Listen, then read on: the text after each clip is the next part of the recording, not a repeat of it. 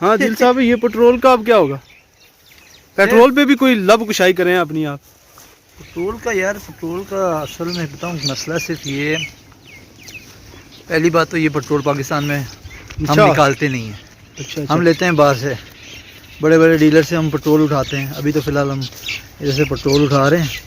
अब मसला सारा ये है कि डिस्ट्रीब्यूटर जो है ना, वो करते हैं 2 नंबरी। पेट्रोल उठा लेते हैं ज़्यादा, ठीक हो गया, टनों के हिसाब से पेट्रोल उठा देते हैं। ये तो है। फिर जब कोई प्राइम मिनिस्टर आके, शहबाज शरीफ साहब आके कहते हैं कि भाई साहब पेट्रोल की कीमतों में 10 रुपये कमी की जाए, तो वो कहते हैं कि भाई हम लोगों ने इतने 1000 टन का माल उठाया हुआ है, हम कमी नहीं करने देंगे, हम बेचेंगे ही नहीं पेट्रोल। अब जाहिर सी बात है, जिन लोगों का पेट्रोल है, जिन लोगों ने खरीदा हुआ है, वो कहते हैं हमारी मर्जी, हमारा पेट्रोल है, हम बेचें ना बेचें, कोई गवर्नमेंट उन्हें प्रेशर नहीं कर सकती बेचने पे।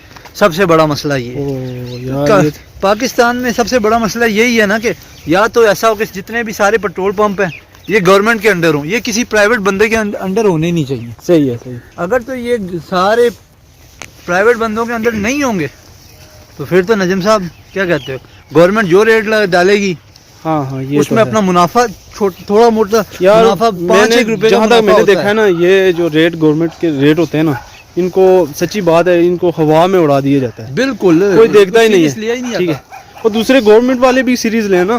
देखो अभी एक असिस्टेंट साहब हैं, ठीक है, वो जब असिस्टेंट कमिश्नर साहब हैं, वो जब नोटिस लेते हैं, ठीक है, वो प्राइस कंट्रोल वालों को बुलाते हैं, कमेटी को बुलाते हैं, वो जाते नहीं है बाजार में, या तो वो कुछ चीज़ें कुछ खरीदे ना, उनको पता चले इसका रेट क्या होना चाहिए। ठीक है, वो अपनी तरफ से 1965 के रेट जो होते हैं वही दोबारा से वो लगा देते हैं। फिर दुकानदार कहते हैं जी हमसे किसी ने पूछा नहीं।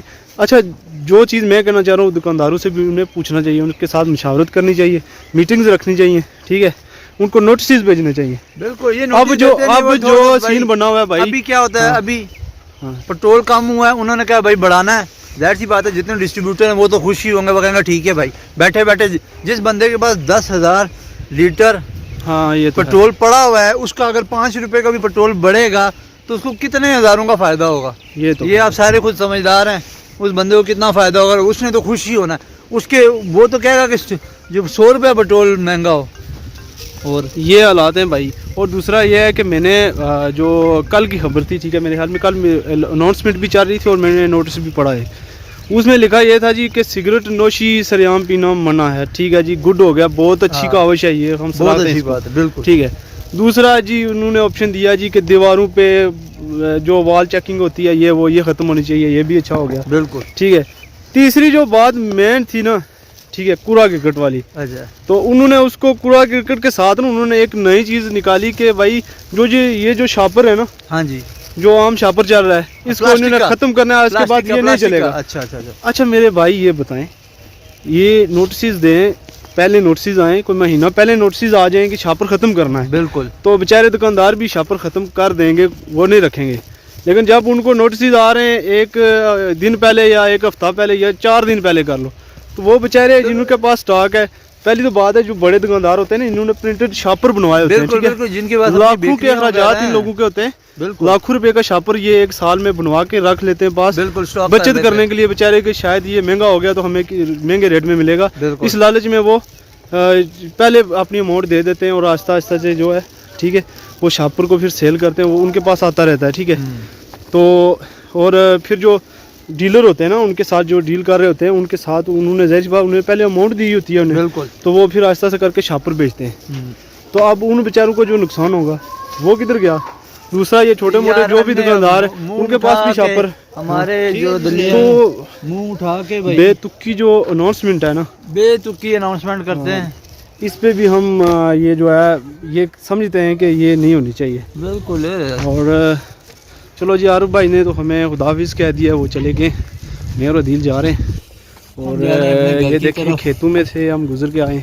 अच्छा नज़म साहब, बात यही है ना कि मुंह उठा के बिला वजह गलत पॉलिसीज बना देते हैं, किसी बंदे का नहीं सोचते भाई, हमारी इकोनॉमी का सोचे भाई। हमारे मुल्क में लेबर बहुत ज़्यादा है। आपने जर्मनी का जिक्र किया था, बिल्कुल, वो सारी जो जर्मनी हो गया, यूरोप कंट्री जितनी है ना, ये पॉलिसीज़ पे मैटर करते हैं, पॉलिसीज़ पे, इनकी पॉलिसीज़ इतनी मजबूत है ना, इतनी मजबूत है कि ये मुल्क को गिरने देते ही नहीं है, ठीक है, असल में क्योंकि लोग भी उन पॉलिसीज़ को फॉलो करते हैं, हमारे लोग इन पॉलिसीज़ को फॉलो ही नहीं करते, ठीक है। जब फॉलो ही नहीं करेंगे तो फिर ये तो होगा। अब सरेआम सिगरेट नोशी का कह रहे हैं जी नहीं पीना, नहीं पीना, पहले सारे बात पीते हैं। सारे कौन पीते, कौन रोकता है? कौन रोक रोकता है ही नहीं भाई? सकता। इधर पता नहीं कितने लोग हमारे सामने पी के अभी नजम साहब, हमने मैं देखा। आपको एक बात बताऊं, एक मैं आपको छोटी सी बात बताऊंगा, जो तंबाकू नोशी से रिलेटेड जितने भी सिगरेट वगैरह फैक्ट्रीज है ना पाकिस्तान में, 70% टैक्स वो कंपनियां देती ये हैं तो पाकिस्तान की, यानी उनका जो टैक्स है वो पाकिस्तान की रीढ़ की हड्डी है। ये चाह के भी बंद नहीं करवा सकता क्योंकि 70% वो टैक्स दे रही हैं।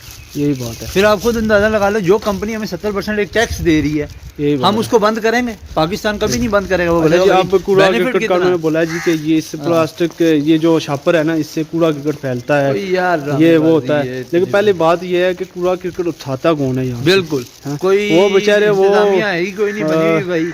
कचरे वाले आ जाए, वो उठाने वाले वो तो ले जाते हैं, उन्होंने हाँ। अपना काम निकालना होता है, वो बोतलें शोतलें छांटी लगा के बाकी छोड़ जाते बोतलें हैं। लगा के आगे वही वो बोतलें उनका बेच भी के अल्लाह भला recycle करे, कर वो रही चलो होगी। 1 महीने में आते हैं, सफाया तो कर जाते हैं। हाँ, लेकिन जो कचरा हमारे घरों में इकट्ठा होता है या हम फेंकते हैं किसी जगह पे, उसके लिए मखसूस जगह भी होनी चाहिए।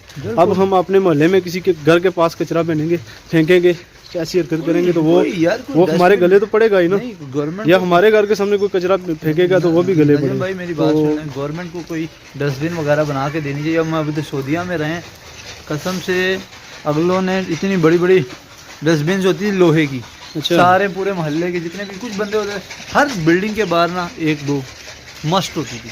अब लोगों को पता है भाई कचरा उधर फेंकना है, हर बंदा फेंकेगा। अब इधर क्या है, इधर ना जगह है ना कुछ, जिस बंदे का जान दा लगता है फेंक देते हैं। यही बात है, जब जगह ही नहीं होगी तो उसने तो फेंकना ही है भाई, जहाँ उसे जगह खाली मिलेगी उसने फेंक देना है।